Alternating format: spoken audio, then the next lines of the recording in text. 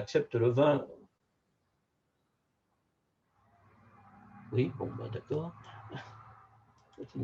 En fonction de l'information dont je dispose sur ce vin, information fournie par l'étiquette, marque privée, origine, certification, millésime, certification. Bref, il y a plein de raisons d'informationnelles qui vont influencer le comportement des consommateurs. Mais aussi, il y a le contexte et les alternatives de choix qui se posent aux consommateurs. Et on verra que ça, c'est important et que ça dépend des circuits de commercialisation. Et puis finalement, l'acceptabilité doit se définir en fonction du prix du vin et du revenu disponible du consommateur. Alors, le plus simple,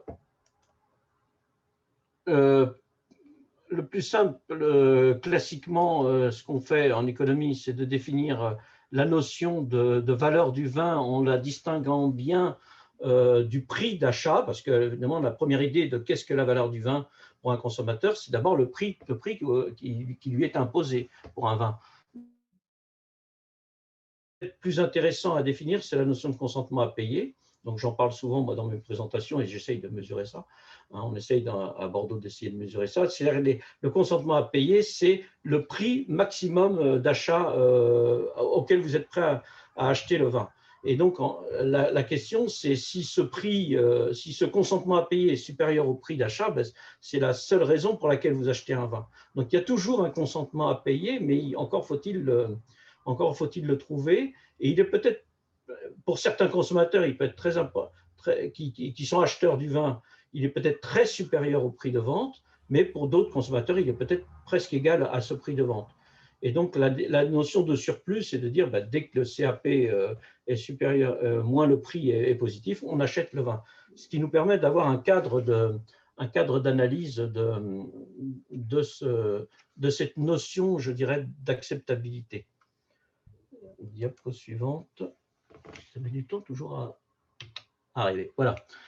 Alors, j'ai pris un petit exemple illustratif ici. Ah. Excusez-moi, j'ai tout une barre là. Donc, j'ai Madame Macron, là, que vous voyez à gauche, et qui a un consentement à payer de 26 € pour le Château Coins de l'INRA. Alors, qu'est-ce que ça veut dire, le consentement à payer de 26 €? Ça veut dire que si le prix de vente est supérieur à 26 €, eh bien, elle n'achètera pas le vin. Et si le prix de vente est en dessous de 26 €, elle achètera le vin. Donc, la question, c'est de savoir s'il existe un consentement à payer pour un consommateur à tout instant T, au moment où il achète le produit. Et l'hypothèse, c'est que oui, il existe un consentement à payer, mais encore faut-il en avoir conscience. Et ce qui nous intéresse, nous, expérimentateurs en économie, c'est de demander aux consommateurs de révéler leur consentement à payer.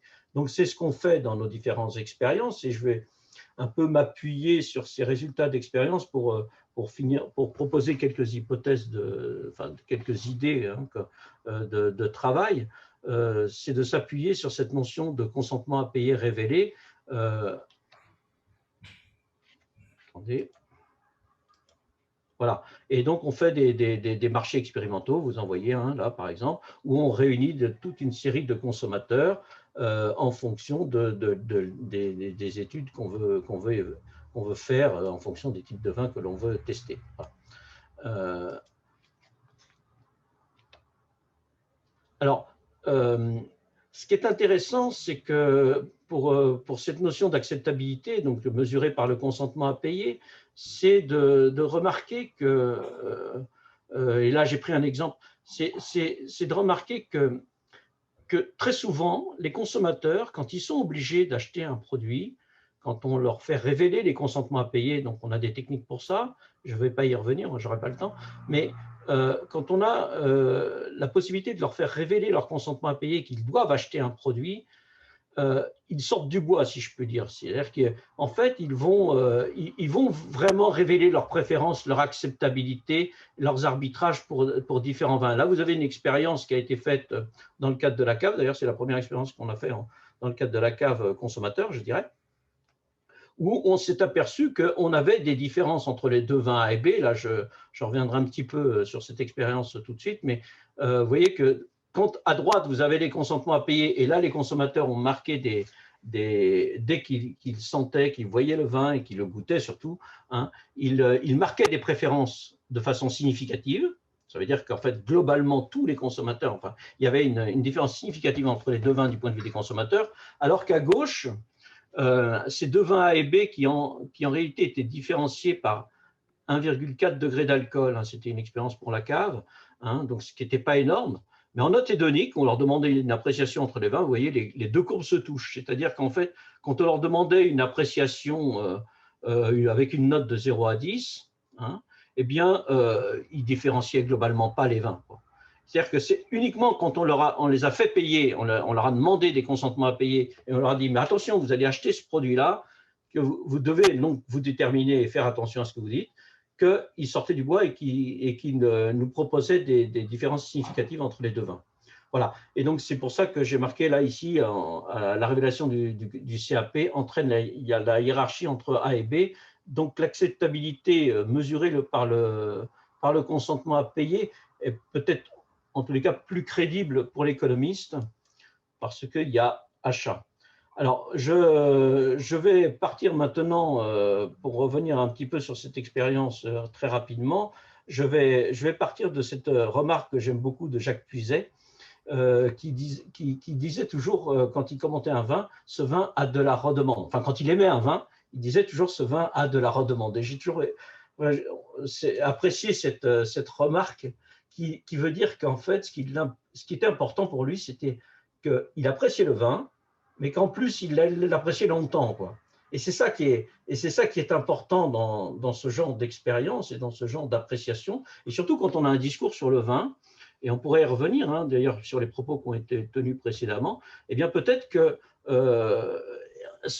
un vin lambda à un instant T pour une occasion donnée de consommation peut avoir une demande assez forte, mais la question c'est est-ce qu'il aura une demande demain et une demande durable en quantité suffisante, et ça c'est peut-être pas la même question. Voilà. Et donc dans le cadre de la cave, on avait justement cette expérience entre un vin qui stylisait le réchauffement climatique, et le vin B là que vous voyez ici, hein, d'une même appellation d'origine, par rapport à un vin A de la même appellation d'origine, mais qui était donc d'un degré d'alcool moins fort, mais qui avait surtout des arômes de fruits cuits, des arômes de fruits frais plus notés. Enfin, toute cette expérience avait été menée en parallèle avec le labo d'œnologie, le labo de Philippe, l'équipe de Philippe Darrier, qui pourra commenter mieux que moi ces appréciations d'experts des vins fruits cuits pour le vin B, fruits frais pour le vin A. Et on s'est aperçu qu'il y avait un aspect important qui était la notion de lassitude.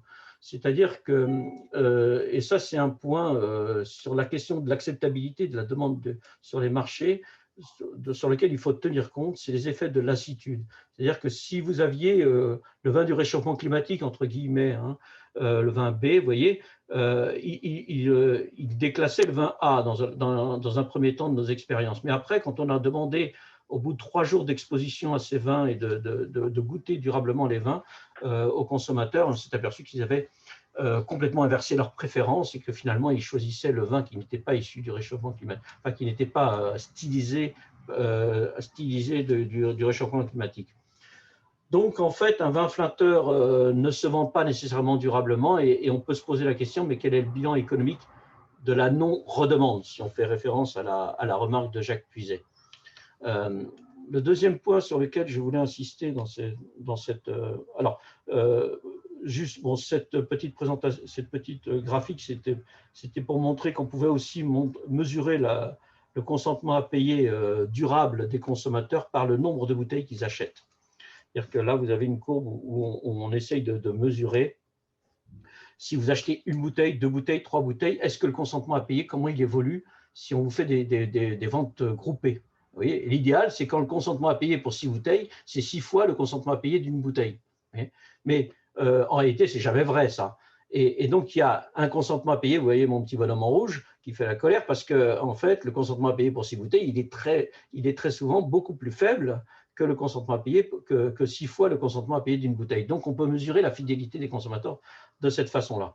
Alors, le deuxième point, la deuxième remarque sur laquelle je voudrais m'appuyer, c'est celle, cette fois-ci, d'un économiste américain qui s'appelle Dan Ariely, qui dit, mais il ne faut pas croire, il n'y a pas de…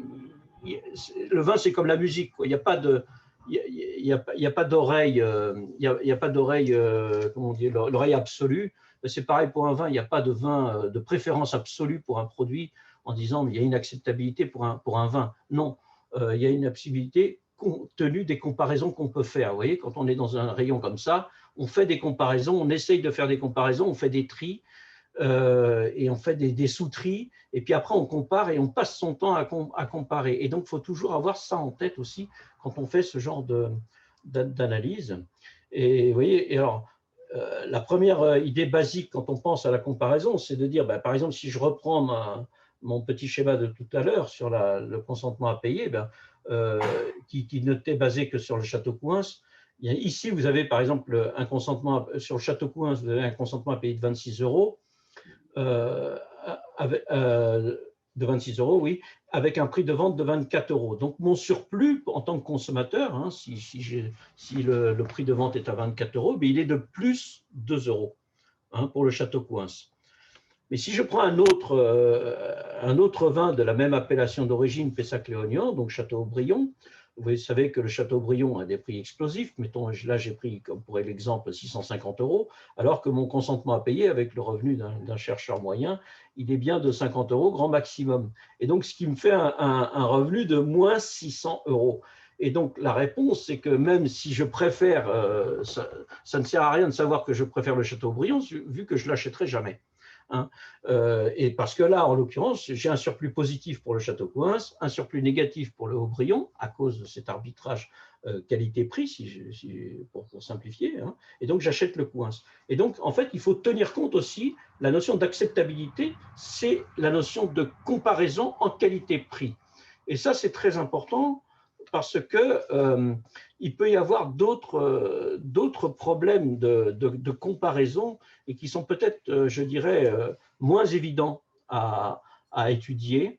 Et là, c'est illustré par un exemple d'une autre expérience. Vous avez remarqué au passage que j'ai mis des références à chaque fois que, vous voyez, référence 7, référence 10, comme ça, parce qu'il y a une dernière diapositive à la fin pour ceux qui veulent les diapositives.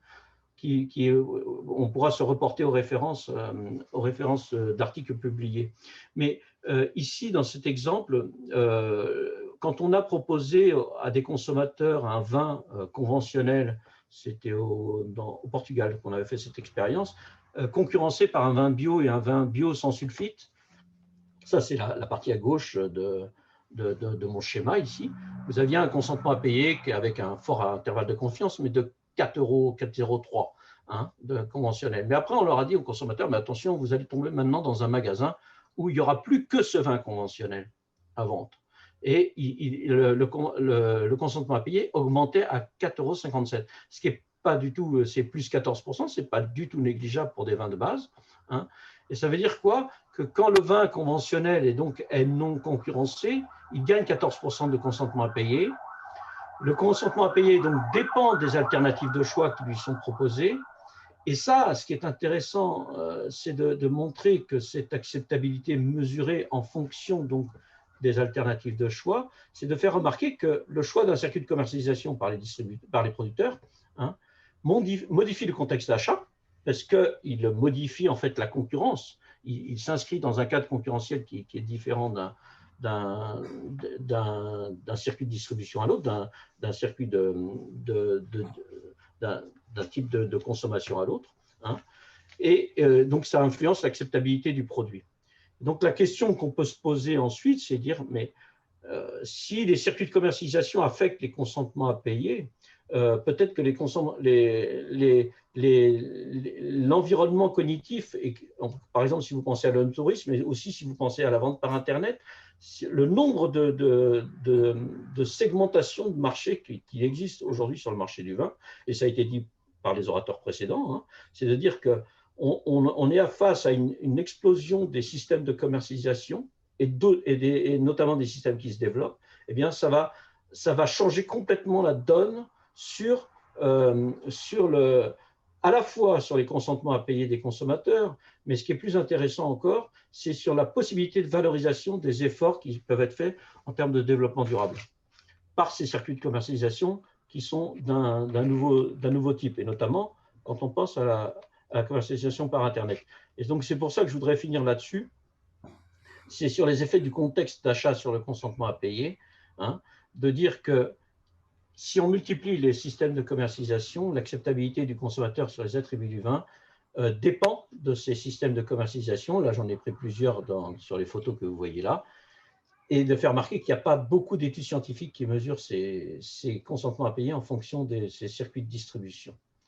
Voilà. Voilà les références, et je vous remercie, j'en ai fini. J'espère que j'ai tenu le temps, Eric. Oh, c'est un peu dépassé, mais voilà, Excuse-moi. ça Mille reste, excuses. ça reste raisonnable.